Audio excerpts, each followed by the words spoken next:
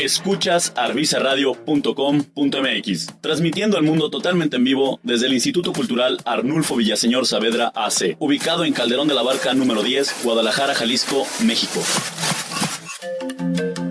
El siguiente espacio es una producción independiente. Los comentarios y opiniones generados en él son responsabilidad de quien los emite.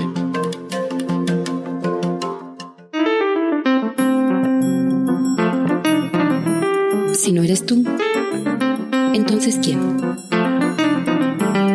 Si no es aquí, entonces ¿dónde? Si no es ahora, entonces ¿cuándo? Dominio público. Javier Garavito.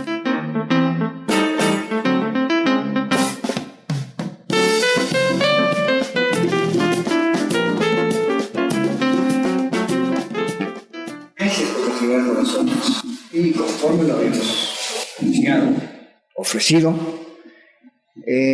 tenemos la presencia muy agradecible del arquitecto, poeta, promotor cultural. Ya como recuerdo aquellos nacimientos que hacías cada año. Pero cuando yo te presento siempre te pongo en primer lugar como arquitecto, como que es la ciencia del arte que predomina en todas sus actividades. Mauro Ernesto Martínez. Muchas gracias, Javier, gracias por la invitación. Es un gusto estar aquí en el instituto y en tu programa. Sí, básicamente me considero arquitecto, es lo que generalmente hago, es a lo que me dedico, en lo que he cifrado mi vida y estructurado mi trabajo. Hay algunas cosas aledañas que se han dado a veces por añadidura, pero básicamente es la labor de la arquitectura en aspectos de realizar proyectos, construcción, investigación, algo de la docencia y bueno, este tema que compartiremos el día de hoy surge a raíz de mi tesis de maestría, en donde abordo El pájaro de fuego de Matías Geritz, y charlando contigo es como surge la idea. Pues es un tema capital.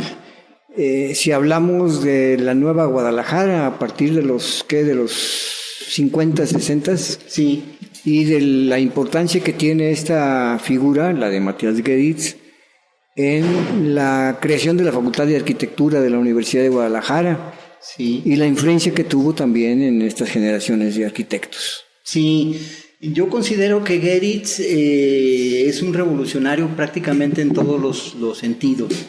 Es un influenciador, detonante de muchas cosas.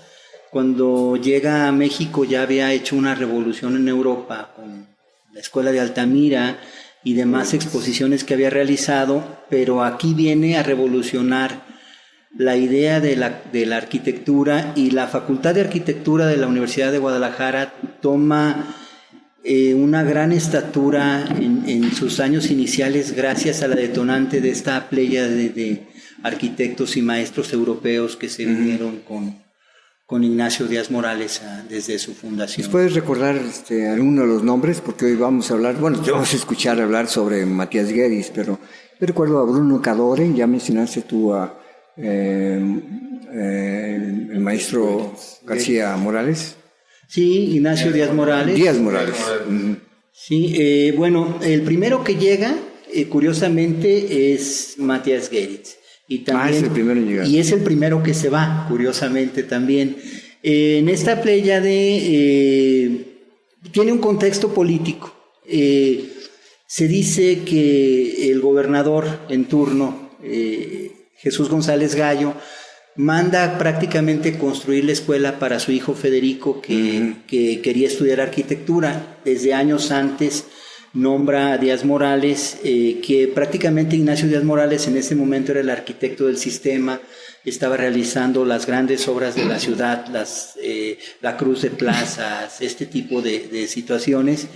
Lo nombra director de la Escuela de Arquitectura, Facultad de Arquitectura, y lo manda a Europa con chequera abierta.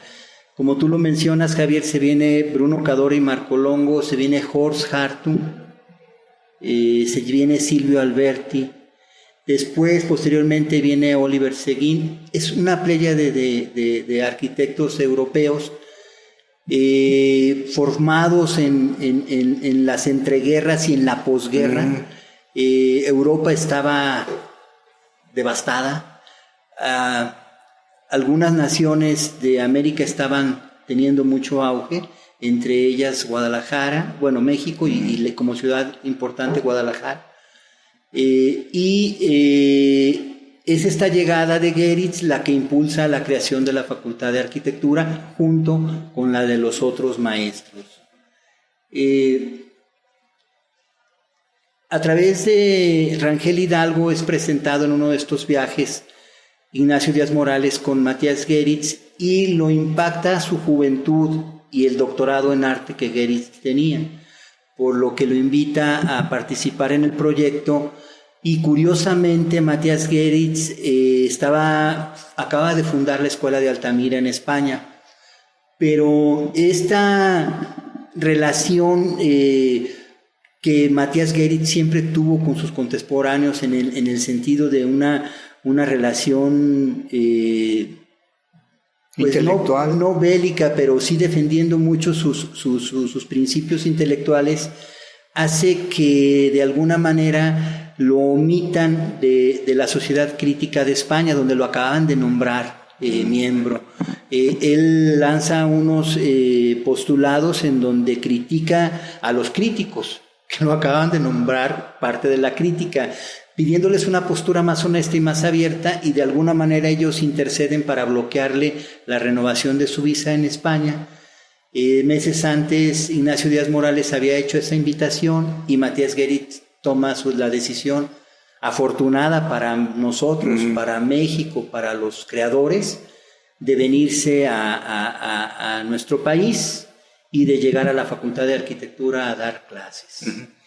Y no solamente dio clases, no solamente se dedicó al magisterio, a la academia, sino que dejó para beneficio de la ciudad pues varios monumentos, ¿no? Como el Pájaro de Fuego de Jardines del Bosque, del cual nos vas a hablar ahora. Las torres satélite también son de... Sí, las torres satélite son en Ciudad Satélite Naucalpan. Esas son en sociedad con Díaz Morales. A mí me llama mucho la atención de esta amalgama que se da entre Geritz y un montón de arquitectos tapatíos o jaliscienses o avecindados aquí en nuestra ciudad, ¿no? Díaz Morales, arquitecto tapatío, es el que se lo trae y lo conoce. Llega aquí, se integra a la Escuela de Arquitectura y conoce en la Ciudad de México al pintor Chucho Reyes Ferreira. De los gallos. Sí. Sobre papel china. Sobre papel de China. Sí, un revolucionario también de la pintura. Y a Luis Barragán. Pero también se vincula con Fernando González Gortázar más adelante y con una serie de artistas plásticos en los cuales él influye directamente, ¿no? Plásticamente, Luis Barragán, el arquitecto mexicano más grande que tenemos, fundamenta su postura teórica de la arquitectura en los postulados de la arquitectura emocional de Matías Geritz. Al final de sus vidas ambos tuvieron una desavenencia por la paternidad de las torres de satélite, pero sí fue un innovador, precursor de muchas obras, iniciador del movimiento de la ruptura en México, estando aquí en la ciudad de Guadalajara, creador de aquí desde la ciudad de Guadalajara de las esculturas, los bocetos de escultura de la serpiente del Eco, del Museo Eco, inaugurado en 1953, curiosamente propiedad y promoción de otro tapatío, Daniel Montt, que es el que él lo considera su mecenas. A tanto llega el agradecimiento de Matías Geritz que a su único hijo le pone Luis Daniel. Luis en honor a Luis Barragán y Daniel en honor a Daniel Montt. Esta escultura que hace aquí en Guadalajara para el Eco, según algunos investigadores norteamericanos como Jack Burnham, la serpiente del eco concretamente la considera el primer objeto minimal del mundo. De ese tamaño estamos hablando, ¿no? Nosotros vemos del mundo. Del mundo, sí. Por minimal entendemos... minimalista. Sí, pero es que estoy tratando de comprender una obra artística, una serpiente breve, simple, sencilla. Eso es el minimalismo. Sí, en la esencia del objeto, la mínima representación del objeto, Jack Burnham lo considera así. Hay varios investigadores, me recuerdo de Jack porque es el que hago de referencia en mi tesis de maestría. Que está basada sobre Matías Geritz. Está basada sobre el pájaro de fuego. O particularmente sobre el pájaro de fuego. Sí. El pájaro de fuego que no tiene nada que ver con el de Igor Stravinsky. No. Y también preguntarte si la fuente que está en Niños, Héroes y Arcos, hay una fuente ahí, es también debido al pájaro de fuego. Es una coordinación entre Barragán y Geritz. En esa década de los años 50, para que nos normemos un poquito, las tres grandes esculturas que hay en la ciudad, o elementos escultóricos de esa magnitud, es la Rotonda de los Hombres Ilustres, la Glorieta Minerva y el Monumento de los Niños Héroes, todos de corte tradicional, y el Pájaro de Fuego. Entonces, si vemos nosotros el Pájaro de Fuego junto a la Rotonda, junto al Monumento de los Niños Héroes y junto a la Minerva, estamos totalmente fuera de contexto. Estamos hablando de una dimensión de un artista plástico de avanzada, ¿sí?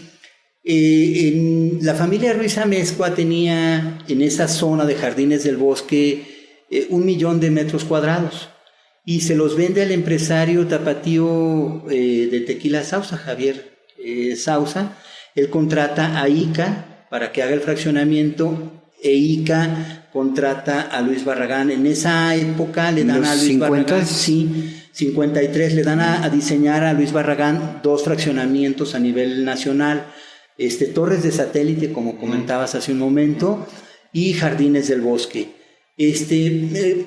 Barragán ya se había asesorado con Geritz en otros fraccionamientos, como en el Pedregal, donde hace el animal del Pedregal, para un elemento escultórico motivo de ingreso al fraccionamiento de Jardines del Pedregal, y vuelve a llamar a Geritz para incursionar en estos dos. Junto con Geritz hacen Torres de Satélite para México y el Pájaro de Fuego aquí en Guadalajara.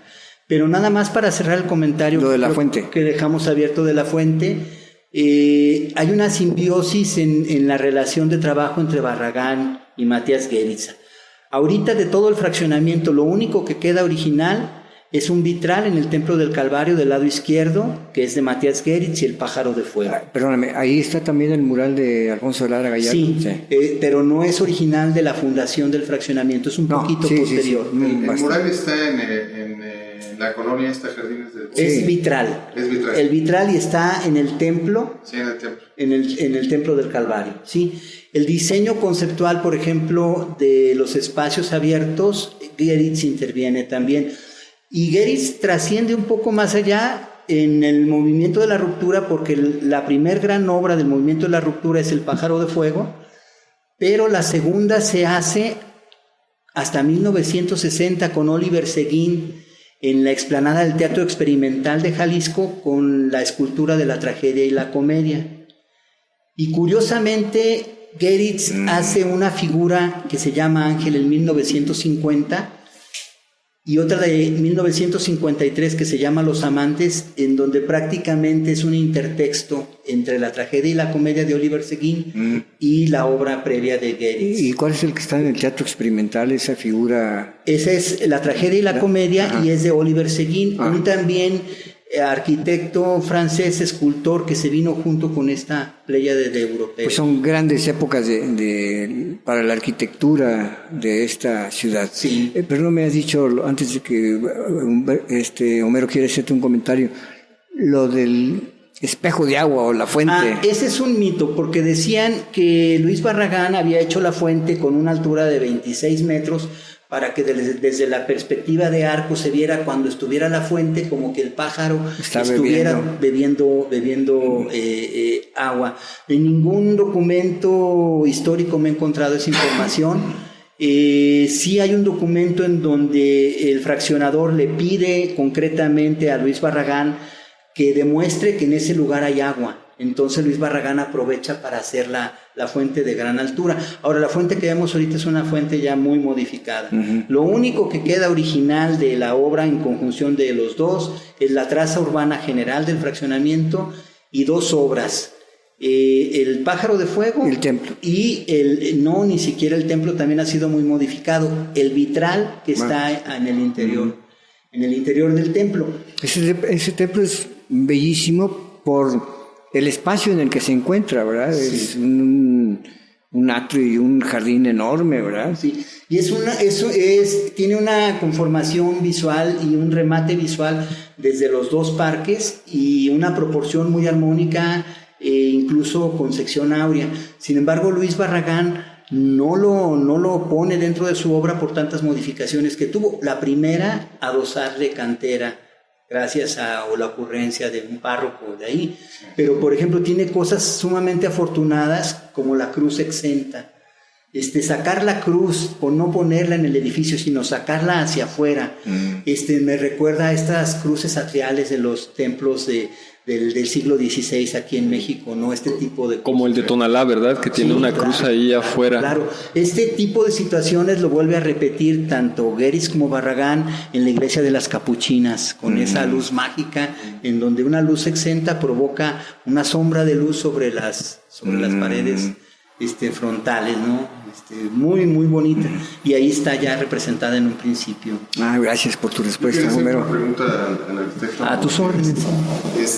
¿Cómo debemos nosotros aquí en el occidente, en la tapatía, ver a Matías Gueritz? ¿Matías Gueritz es más un formador de una generación de la ruptura de arquitectos? ¿O porque no hay tantas obras de él o tantos monumentos que haya dejado específicamente en la ciudad? Y luego también está una discusión porque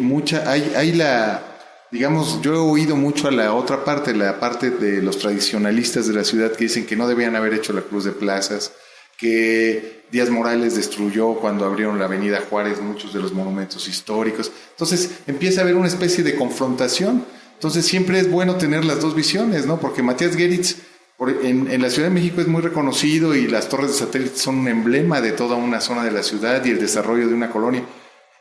¿Cómo debemos nosotros analizar a un personaje de tal dimensión en la ciudad? Bueno, para regresar a la ciudad nada más, me voy a permitir complementarte un poquito lo de Gueritz. Sí. En México, las torres de satélite para muchos estudiosos no la consideran su mejor obra, sino que el espacio escultórico donde es... De la UNAM. De la UNAM. Y también la Ruta de la Amistad, que él fue el creador intelectual de la Ruta de la Amistad, y él fue, digamos, que el director artístico de toda esta zona de las Olimpiadas del 68. Ahora, ¿cómo ver a Gueritz a la distancia? Yo he tenido la fortuna de platicar con algunas personas que conocieron a Gueritz y ellos lo ven como formador. Yo he tenido la fortuna por cuestiones de gusto personal y de labor académica, de estudiar a fondo su obra y un poco su vida, y yo lo veo como un artista plástico, un creador, que en este espacio de creación se vinculó con la docencia, se vinculó con los rompimientos, se vinculó con la teoría, como que fue consecuencia de, ¿no? Matías Gueritz lanza 8 manifiestos a lo largo de su vida. El manifiesto de la arquitectura emocional lo crea estando aquí en Guadalajara, dando la clase de educación visual con los alumnos de la Facultad de Arquitectura, y creo que eso norma su filosofía de vida. Matías Gueritz, desde mi óptica, es una persona que era sumamente honesta. Era un artista, plástico que no nada más manifestaba la plástica, sino que tenía una razón de ser su plástica, y su plástica obedecía a sus conceptos filosóficos y conceptos intelectuales. Para él, una arquitectura que no tuviera una función emocional, que no estuviera basada en el hombre, era algo que no servía. Él escribe infinidad de pestes contra le llama la rígida frialdad del funcionalismo. La arquitectura, por ser, y él decía que la arquitectura debería de fundamentarse en el hombre y girar en torno a él, darle servicio al hombre, también atendiendo valores espirituales y no nada más valores de necesidades. El hecho de decir todos necesitamos 2 recámaras o 3 recámaras, sala, comedor, cocina, 2 baños, 2 coches, ¿cuántas familias mexicanas podrían o universales podrían caber en este esquema? Pero Gehry trascendía un poco estas visiones más allá de decir, ok, esto así es, pero vamos a buscar el hombre que va a habitar esta casa, qué necesidades íntimas tiene, espirituales. La verdad es bien interesante ese proceso, pues, en el que la arquitectura no nada más es una cuestión funcional, sino estética. Y desgraciadamente, pues, el funcionalismo, pues, ha invadido todas las corrientes, sobre todo de la construcción masiva, ¿no? Hablando de qué construir para que la gente viva, para que la gente habite, pues poco se les cuestiona realmente al hombre, ¿verdad? Al individuo que lo va a habitar, sus necesidades. Y yo te preguntaría, en todo caso, Mauro, si se pudiera realmente establecer ese lazo estético realmente de lo que es la arquitectura. Estaríamos en una ciudad bellísima, sin duda, si se aplicara el arte en un sentido estético, además de práctico, de funcional, ¿verdad? Sí. Sería estupendo, sería maravilloso, pero resulta, ¿no?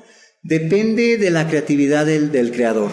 Aquí hay una contradicción de esencia de la arquitectura. La arquitectura se considera la madre de todas las artes, porque en ella alberga todas las demás, la pintura, la música, la poesía, todas caben dentro de la arquitectura, es el arte madre, el arte raíz. Sin embargo, él lo consideran un arte impuro, porque es útil, es decir, sirve para algo más que los placeres estéticos. Entonces, sí, partiendo de ahí, es una necesidad, nace con el hombre. Cuando el hombre se hace sedentario y tiene necesidad de establecerse, nace la arquitectura. Como el hombre es un ser social, en ese momento nace la arquitectura para una familia y las que van con él, entonces nace también el urbanismo.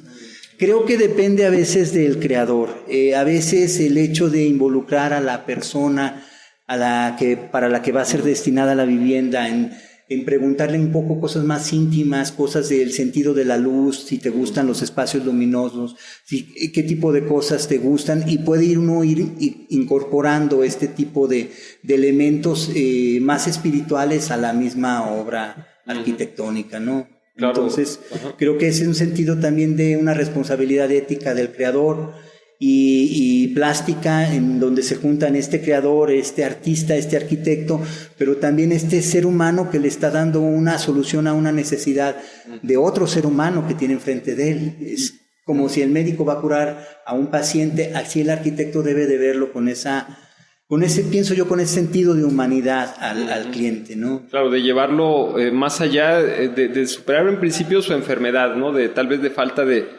espacio, tal vez de una serie de acondicionamientos que la misma urbe pues va limitándonos, ¿no? Va imponiéndonos. Sí. Y yo te preguntaría, Mauro, por ejemplo, precisamente hablando de estas visiones en las cuales la arquitectura es, además de funcional, además de social, bella. ¿En qué sentido de contemplación o qué idea o bajo qué parámetros estéticos o si es mero funcionalismo tú consideras, por ejemplo, la construcción de esta tercera línea del tren ligero, de que va a ser funcional y de que va a ser, sin lugar a dudas, pues un elemento activo y vivo para la población? Lo es, pero en el sentido de la estética, en el sentido del urbanismo un poco lo tocabas, ¿no? Porque en realidad la arquitectura pues está para embellecer, ¿no? De alguna forma, y darle un sentido útil a la masa, ¿no? Sería ese un cuestionamiento, pues. Tenemos solamente un minuto más, Mauro. Bueno, desde mi óptica es algo inservible. Estéticamente el tren ligero agrede al hombre, al transeúnte, al espacio. Es algo invasivo. Creo que la solución era necesaria, pero subterránea hubiera sido sí. Claro. Sí, entonces esa es mi visión. Bueno, no es el epílogo más afortunado para este espacio que quisimos dedicarle a Matías Geritz y a nuestro amigo Mauro Ernesto Martínez, arquitecto, poeta, fotógrafo, promotor cultural. Y ante esta evidencia por la avalancha del tiempo, yo quiero pedirte y proponerte, Mauro, que de alguna manera nos organicemos para seguir con ese tema, ¿no? Con mucho gusto, Javier, será un gusto. Tenemos varias opciones. Estamos cerca de tu oficina, o sea que podemos, cuando tu tiempo te lo permita, tener nuevamente reuniones aquí en cabina para transmitir, pero también nuestro brazo armado, que es la revista virtual de Alterna Palabra y Alterartes. También podemos, incluso en Alterna Palabra está tu tesis. No es tu tesis, es un artículo que me publicaron en España, en una revista científica de España. Sobre Geritz. Sobre Geritz, y el precisamente. pájaro de fuego. Bueno, tomando esto ya que tenemos ahí, recobrarlo y alimentarlo con mayor información y fotografías, porque estamos hablando de estética, estamos hablando de plástica y esto es muy visual, ¿no? Entonces, ¿lo hacemos? Con mucho gusto, Javier. Pues muchas gracias, Mauro Sí, Ernesto. a tus órdenes, cuenta Muchas conmigo gracias, y gracias a todos los demás. Muchas gracias a ustedes. Homero, muchas gracias. Gracias a ti, Javier. Galileo, Gracias, Javier. Moniquita, muchas gracias. Divier, muchas gracias. Pero sobre todo, muchas gracias a ti, amigo, amiga Radio Escucha, por el favor de tu atención, por tu complicidad. Te espero yo en la próxima emisión y en nuestras redes podrás saber dónde se encuentra alojada la grabación de este programa, como ya lo está el de la semana anterior. Yo soy Javier Garavito todavía. Muchas gracias. Buenas tardes.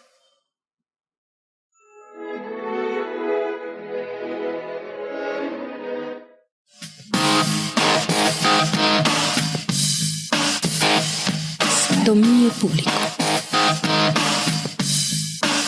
El libre intercambio de las ideas.